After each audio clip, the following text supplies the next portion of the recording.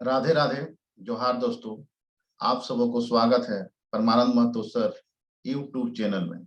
आज के वीडियो में झारखंड के 8वीं कक्षा के बच्चों के लिए सामाजिक विज्ञान सोशल साइंस विषय पर टर्म 2 के लिए मॉडल क्वेश्चन पेपर एवं सॉल्यूशन लाया हूं। यदि मेरा वीडियो अच्छा लगे तो लाइक करें, शेयर करें एवं कमेंट करें। साथ ही साथ यदि मेरे YouTube चैनल को सब्सक्राइब नहीं किए हैं तो सब्सक्राइब कर लें और मेरे द्वारा लाए गए नए नए वीडियो को देखने के लिए बेल बटन को जरूर दबा लें। सोशल साइंस में सेक्शन ए में टोटल 3 सेक्शन रहेगा। पेपर में 40 नंबर का एग्जाम होगा। सेक्शन ए में 7 प्रश्न पूछे जाएंगे, जिसमें से 5 प्रश्नों का जवाब देना है आपको। एक प्रश्न का मान रहेगा आपका 2 अंक। तो पहला सवाल है आपका, आर्थिक क्रिया कितने प्रकार की होती है, उदाहरण सहित लिखें। आर्थिक क्रिया 3 प्रकार की होती है। प्राथमिक क्रिया, जिसका उदाहरण है कृषि, खनन, मछली पालन, पशुपालन। द्वितीय क्रिया में गेहूं से आटा बनाना, लोह अयस्क से लोहा निकालना। और तृतीय क्रिया में आता है आपका सेवा से संबंधित, तो जिसमें से उदाहरण है आपका है संचार, व्यापार, बैंकिंग। दूसरा सवाल आपका है, विश्व जनसंख्या दिवस कब मनाया जाता है। विश्व जनसंख्या दिवस 11 जुलाई को मनाया जाता है। विश्व जनसंख्या दिवस कब मनाया जाता है? 11 जुलाई को मनाया जाता है।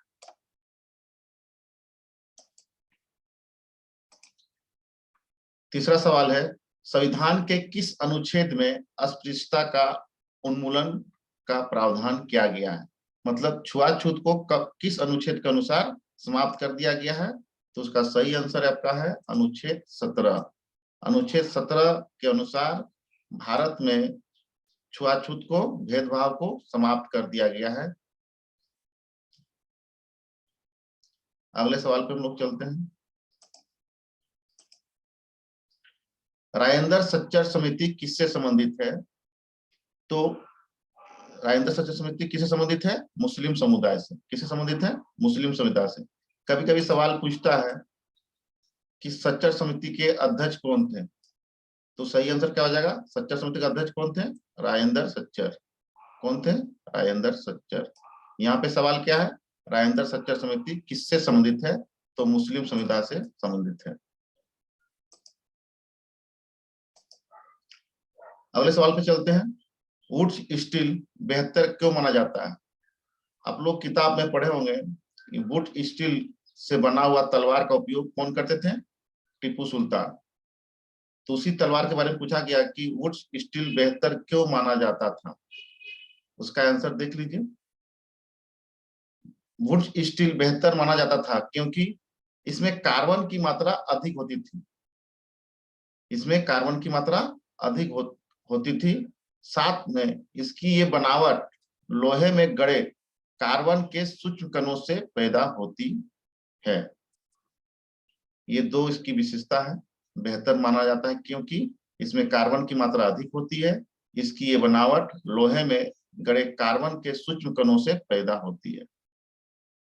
अगला सवाल है, भारत में प्रथम स्वतंत्रता संग्राम कब शुरू हुई थी? 1857 में। तो उसी से संबंधित, झारखंड से संबंधित सवाल पूछा गया है कि झारखंड में 1857 की क्रांति की शुरुआत कब और कैसे शुरू हुई। तो उसका देखिए आंसर देख लेते हैं। झारखंड में 12 जून 1857 ईस्वी को क्रांति की शुरुआत वर्तमान देवघर के रोहनी गांव, तब ये कहाँ पे स्थित था? हजारीबाग जिला में स्थित था, से हुई, जहां अमानत अली, सलामत अली तथा शेख हारून ने अपने अधिकारी नॉर्मन लेस्ली को गोली मारकर हत्या कर दी। उन तीनों सैनिकों को पकड़कर रोहिणी गांव में ही सरेआम फांसी दे दी गई थी।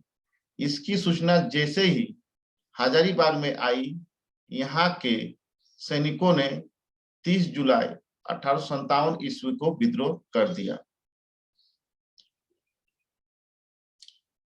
अब हम लोग अगले सवाल पे चलते हैं।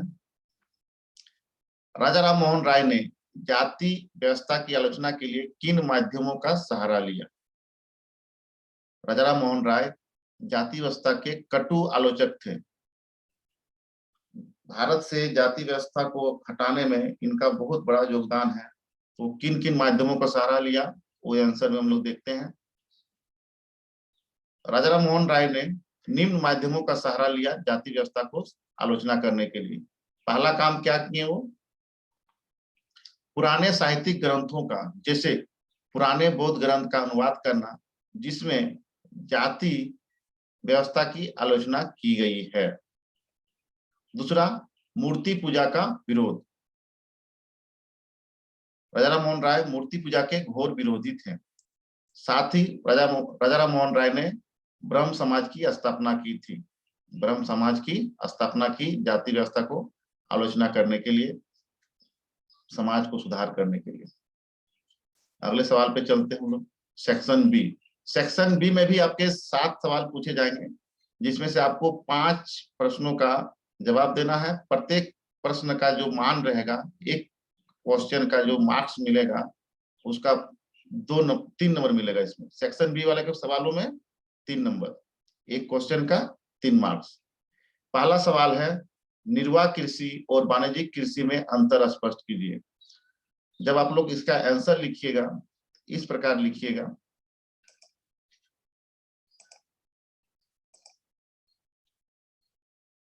एक तरफ निर्वाह कृषि लिखिएगा,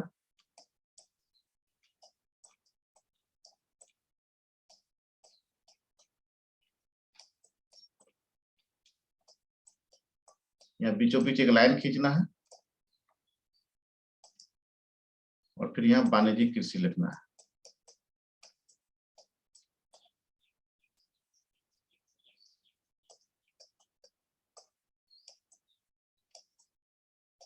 वाणिज्यिक कृषि लिखना है। इसका 1 नंबर इधर और इसका 1 नंबर एक सीध में, एक सीध में आंसर लिखना है। पहला हम लोग क्या करते हैं, कोई भी किसी का भी अंतर आएगा तो पहला हम उसका परिभाषा लिखेंगे, उसके बाद जो जो उसका विशेषता हो जाएगा उसका 2 नंबर, फिर उसके सीध में 2 नंबर।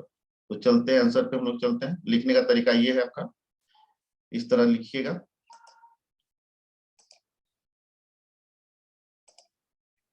तो निर्वाह कृषि, निर्वाह कृषि किसको कहते हैं? पहला पॉइंट जब लिखिएगा तो कृषि का ऐसा तरीका जिसमें किसान मुख्यतः अपने परिवार की आवश्यकता हेतु कृषि कार्य करता है, निर्वाह कृषि कहलाता है। मतलब किसान सिर्फ अपने परिवार की जरूरत को पूरा करने के लिए जो खेती करता है उसको बोलते हैं निर्वाह कृषि। निर्वाह कृषि का दूसरा पॉइंट जब लिखोगे, क्या लिखोगे? इस कृषि में अधिकतर कार्य हाथ से किए जाते हैं, मशीन का प्रयोग न के बराबर होता है। निर्वाह कृषि में सामान्यतः मशीन का प्रयोग न के बराबर होता है, हाथ से किए जाते हैं। कृषि कार्य की अधिकतर कार्य किसे किए जाते हैं? हाथ से किए जाते हैं। निर्वाह कृषि में उपज भी क्या होता है? कम प्राप्त होती है। निर्वाह कृषि में उपज जो उत्पादन होती है वो कम प्राप्त होती है। निर्वाह कृषि कितने प्रकार की होती है वो लिखना है। 2 प्रकार की होती है। निर्वाह कृषि 2 प्रकार की होती है, गहन निर्वाह कृषि, आदिम निर्वाह कृषि। इसी प्रकार वाणिज्यिक कृषि का कॉलम में लिखना है आपको। पहला उसका परिभाषा, ऐसा कृषि जिसमें फसल उत्पादन एवं पशुपालन मुख्यतः बाजार के लिए किया जाता है, वाणिज्यिक कृषि कहलाता है। मतलब ऐसा कृषि जो भी उत्पादन होता है वो हम बाजार में बेचने के लिए करते हैं, तो वो क्या कहलाता है? वाणिज्यिक कृषि कहलाता है। इसका 1 नंबर में ये लिखिएगा। दूसरा, इस कृषि में मशीनों का ज्यादा से ज्यादा प्रयोग किया जाता है। मतलब वाणिज्यिक कृषि में क्या होता है, जितना से जितना मशीन जरूरत पड़ता है उतना उसका प्रयोग किया जाता है। मैनुअली काम इसमें बहुत कम होता है, मशीनों से ज्यादा होता है। सी में इसका उत्पादन भी अधिक होता है, उपज भी विस्तृत होती है, इसका उत्पादन बहुत मात्रा में होता है जिसको हम लोग जाके बाजार में बेचते हैं। वाणिज्यिक कृषि 3 प्रकार की होती है। क्या क्या है? मिश्रित कृषि, रोपण कृषि, वाणिज्यिक अनाज कृषि। अब अगला सवाल में चलते हैं। मानव एक संसाधन है कैसे? हम लोग एक संसाधन है कैसे, उसका व्याख्या करना है। तो चलिए देखते हैं आंसर। मानव स्वयं में एक संसाधन है। मानव को संसाधन, उसकी संख्या, शारीरिक एवं मानसिक शक्ति बनाती है। शारीरिक और मानसिक शक्ति का विकास शिक्षा, तकनीक, स्वास्थ्य एवं कौशल की सहायता से होता है। इनकी सहायता से ही मनुष्य नई वस्तुओं का निर्माण करने के लिए लायक बनाता है।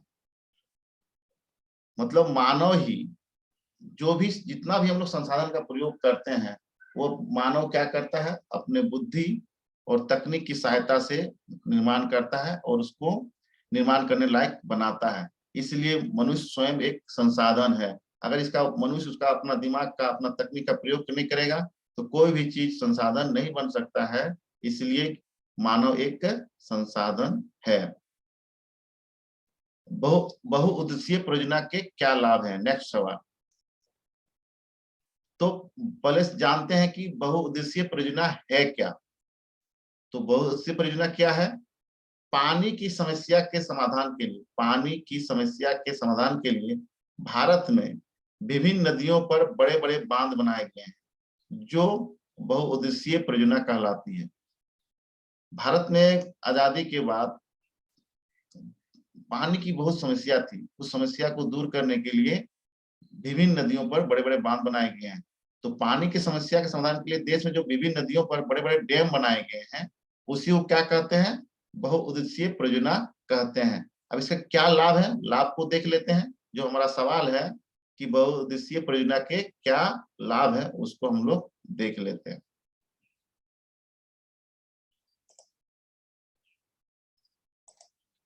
पहला लाभ है, निम्नलिखित लाभ है, बाढ़ की रोकथाम। बाढ़ की रोकथाम, जो बाढ़ आता है नदियों के द्वारा, डैम बन जाने से, बांध बन जाने से वो बाढ़ की रोकथाम होती है। दूसरा, जब पानी जमा हो जाएगा डैम में तो उसका हम लोग सिंचाई के लिए करते हैं, खेती में सिंचाई के लिए जलापूर्ति। तीसरा, जहां जहां डैम है वहां क्या होता है? बिजली उत्पादन भी होता है, विद्युत उत्पादन। तो तीसरा पॉइंट लाभ क्या हो जाएगा? बिजली उत्पादन, विद्युत उत्पादन। साथ में डैम में जो पानी होता है उसको हम लोग पीने के लिए उपयोग करते हैं, तो पीने की पानी की उपलब्धता। साथ में डैम में पानी ज्यादा हो जाएगा तो हम लोग क्या करेंगे? मछली पालन करेंगे, तो मछली पालन भी करते हैं।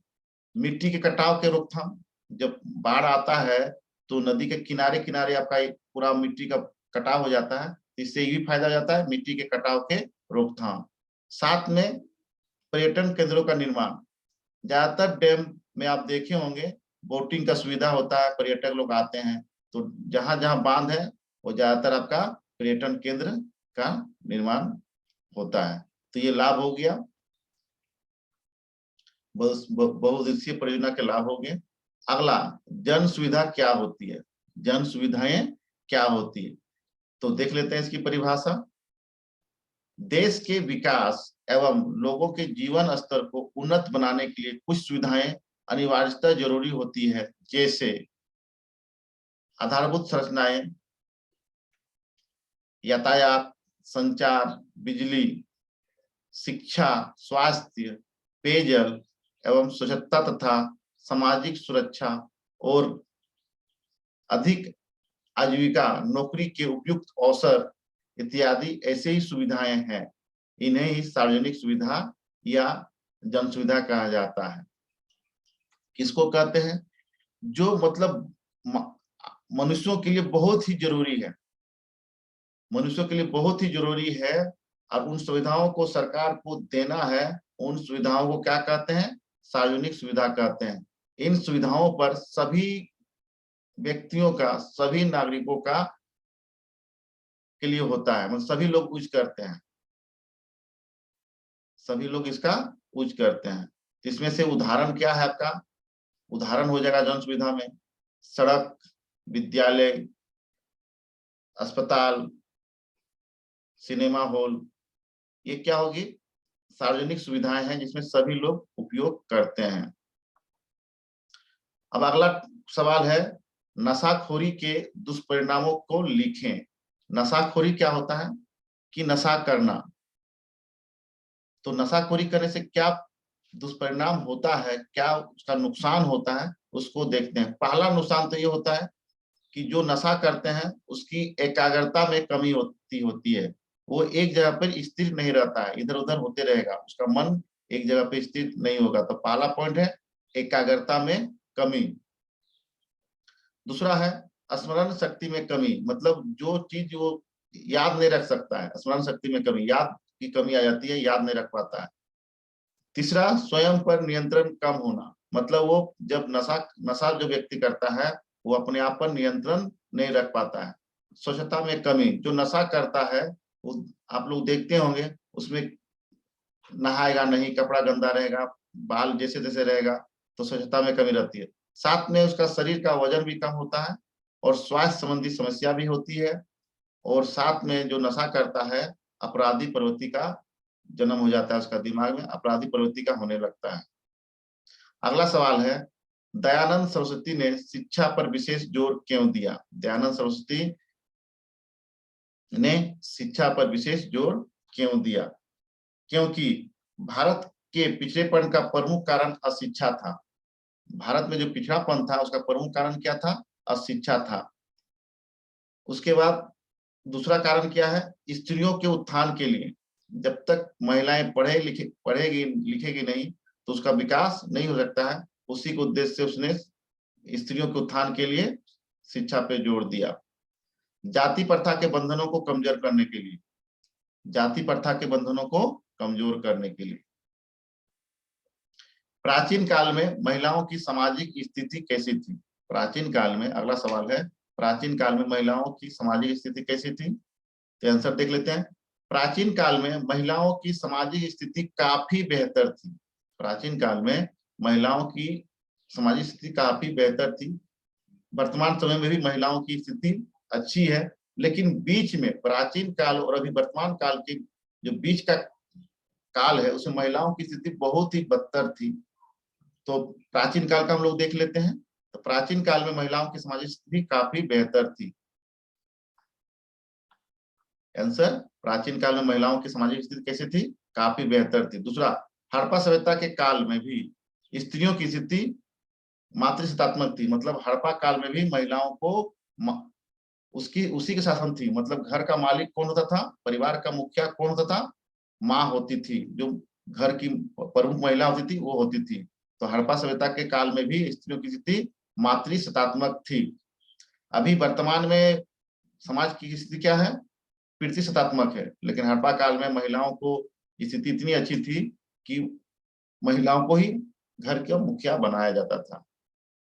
तीसरा, ऋग्वेद काल में भी स्त्रियों की स्थिति सम्मानजनक थी। ऋग्वेद काल में महिलाएं अपने पति के साथ यज्ञ कार्यों में सम्मिलित होती थी एवं दान दिया करते थे। ऋग्वेद काल में लोपामुद्रा, घोषा, सिक्ता, अपाला जैसी विदुषी स्त्रियों का जिक्र मिलता है। मतलब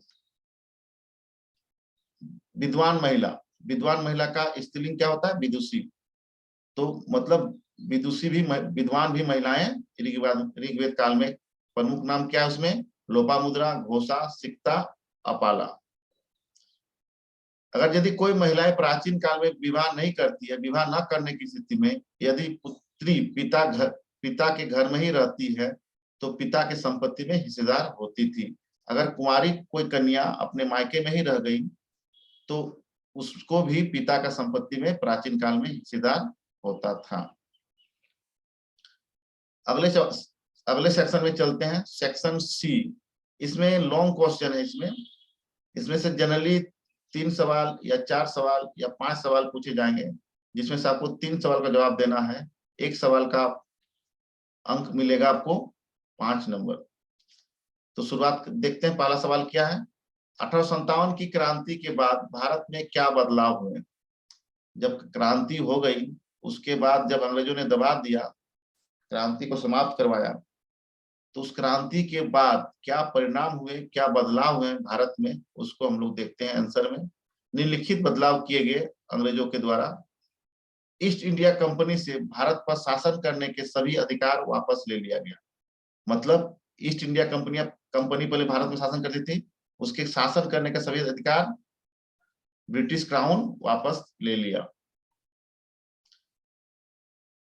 भारत में कंपनी का शासन समाप्त कर भारत का शासन सीधे ब्रिटिश क्राउन के हाथों में कर दिया गया। मतलब इंग्लैंड के महाराजा के हाथों में कर दिया गया। दूसरा बदलाव। तीसरा बदलाव, एक कमेटी बनाई गई, एक काउंसिल बनाई गई, एक भारत मंत्री या सचिव, भारत मंत्री को क्या कहते हैं, सचिव, तथा 15 सदस्यों वाली इंडिया काउंसिल की स्थापना की गई। तीसरा बदलाव है। चौथा, भारत में अब गवर्नर जनरल को क्या कहा जाने लगा, वायसराय कहा जाने लगा। 1857 की परिणाम में ये भी शामिल है, भारत में गवर्नर जनरल को वायसराय कहा जाने लगा। सेना में भारतीय सिपाहियों की संख्या घटाकर यूरोपीय सिपाहियों की संख्या बढ़ाने का निर्णय लिया गया। 1857 तक जो सेना होती थी उसमें भारतीय सैनिकों की संख्या अधिक होती थी और यूरोपियों की सिपाहियों की संख्या कम होती थी। लेकिन क्रांति होने के बाद क्या किया गया, भारतीय सिपाहियों की संख्या को घटाने काम किया गया और यूरोपीय सिपाहियों की संख्या को बढ़ाने का काम किया गया। और अब बिहार, उत्तर प्रदेश के सैनिकों के जगह पे गोरखा, सिखों और पठानों में से ही सिपाही भर्ती करने का फैसला लिया गया। देश के सभी देशी राज्यों के शासकों को भविष्य में उनके क्षेत्र पर कब्जा नहीं करने का भरोसा दिया गया। मतलब अब अंग्रेजों ने साम्राज्य विस्तार को त्याग दिया। मतलब अन्य राज्य जीतने का जो जीतते थे, साम्राज्य विस्तार करते थे, अपने राज्य अपना सीमा को बढ़ाते थे, उस पर रोक लगा दिया गया। मतलब साम्राज्य विस्तार पर रोक लगा दिया गया। राजाओं को दत्तक पुत्र अपनाने की स्वतंत्रता दी गई है। मतलब यदि किन्हीं राजाओं को अपना संतान नहीं होता है तो किसी भी बच्चे को गोद ले सकता है। मुसलमानों की जमीन और संपत्ति बड़े पैमाने पर जब्त की गई और उन्हें संदेह एवं शत्रुता के भाव से देखा जाने लगा। अंग्रेजों ने भारतीयों के धर्म एवं सामाजिक रीति रिवाजों का सम्मान करने का फैसला किया। मतलब अब अंग्रेजों ने क्या बोला कि जैसा उनका संस्कृति है भारतीयों का, उसका सम्मान हम लोग भी करेंगे। भारतीयों में इस क्रांति से क्या फायदा हुआ, जो पॉजिटिवली हम लोग को देखना है भारत के एंगल में, भारतीयों के एंगल में, तो 1857 के बाद भारत में राष्ट्रीय एकता की भावना का विकास हुआ और हिंदू मुस्लिम एकता ने जोर पकड़ना शुरू किया, जिसका कालांतर में राष्ट्रीय आंदोलन में अच्छा योगदान रहा। विद्रोह के बाद विस्तार की नीति समाप्त हो गई, लेकिन आर्थिक शोषण का युग प्रारंभ हुआ। अब अगले सवाल में चलते हैं, भूगोल से है। चावल उत्पादन की भौगोलिक दशाओं का उल्लेख करें। तो इस प्रकार लिखना है, 5 नंबर का सवाल इसमें जनरली आएगा। तो इस प्रकार लिखना है, क्षेत्र, चावल का क्षेत्र कहाँ जहाँ उत्पादन होता है, उष्ण कटिबंधीय एवं उपोष्ण कटिबंधीय, मतलब गर्म वाला इलाका में, और तापमान होना चाहिए 16 से 27 डिग्री सेंटीग्रेड। तापमान क्षेत्र हो गया उष्ण कटिबंधीय एवं उपोष्ण कटिबंधीय, और तापमान आपका होगा 16 से 27 डिग्री सेंटीग्रेड। वर्षा आपको चाहिए, पानी चाहिए आपको 100 से 200 सेंटीमीटर। वर्षा कितना चाहिए, 100 से 200 सेंटीमीटर। मिट्टी क्या होना चाहिए, चिकनी जलोढ़ मिट्टी जिसमें जल रोकने की क्षमता हो। मिट्टी कैसी होनी चाहिए धान के लिए, चिकनी जलोढ़ मिट्टी जिसमें जल रोकने की क्षमता हो। प्रमुख उत्पादक देश, चावल का प्रमुख उत्पादक देश कौन है, चीन है, भारत है, जापान है, श्रीलंका है, मिस्र है और बांग्लादेश है। भारत में सबसे अधिक उत्पादन कहाँ होता है, पश्चिम बंगाल, बिहार, उत्तर प्रदेश, उड़ीसा और आंध्र प्रदेश। अब अगला सवाल देखते हैं हम लोग। मानव तस्करी मानवता के विरुद्ध अपराध है, इस कथन की व्याख्या कीजिए। मानव तस्करी मानवता के विरुद्ध किया गया एक अपराध है। ये विभिन्न उद्देश्यों के लिए किया जाने वाला मनुष्यों का व्यापार है, जिसमें मुख्य रूप से गुलामी, मानव अंगों का व्यापार, देह व्यापार या बाल श्रम आदि गैर कानूनी गतिविधियां शामिल है। मानव तस्करी में ज्यादातर बच्चों और औरतों की खरीद बिक्री होती है। जो महिलाएं या बच्चे मानव तस्करी के शिकार होते हैं वो पूरी तरह से टूट जाते हैं, मानसिक रूप से, शारीरिक रूप से भी। उन्हें अनेक प्रकार की प्रताड़ना दी जाती है जो सहने लायक नहीं होती है। इस अपराध के कारण बच्चे अपना बचपन से दूर हो जाते हैं, शिक्षा से वंचित हो जाते हैं। इसलिए मानव तस्करी मानवता के विरुद्ध अपराध है। मानव तस्करी क्या होता है कि मतलब मानव शब्द ही लिखा है, यानी कि मनुष्यों का व्यापार। तो मनुष्यों कौन, कैसा मनुष्यों का व्यापार? अधिकांशतः महिलाएं और बच्चे शामिल होते हैं। उनको क्या करते हैं, उनके किडनी, उनके जो अंदर के अंग होते हैं, किडनी हो गए, जैसे में किडनी, आंख, लीवर आदि को निकाल के बेच दिया जाता है या उसको बंधुआ मजदूर बनाया जाता है। तो उससे क्या होता है, बच्चा पे तो असर होता ही है, बच्चा पे तो असर होता ही है, महिला पे असर होता है। साथ में जिस जिस परिवार की महिलाएं होती है या बच्चे होते हैं, उनके परिवार भी पूरी तरह से टूट जाते हैं। इसलिए मानव तस्करी मानवता के विरुद्ध अपराध है। बहुत बहुत धन्यवाद।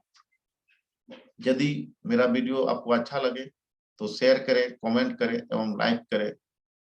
बहुत बहुत धन्यवाद।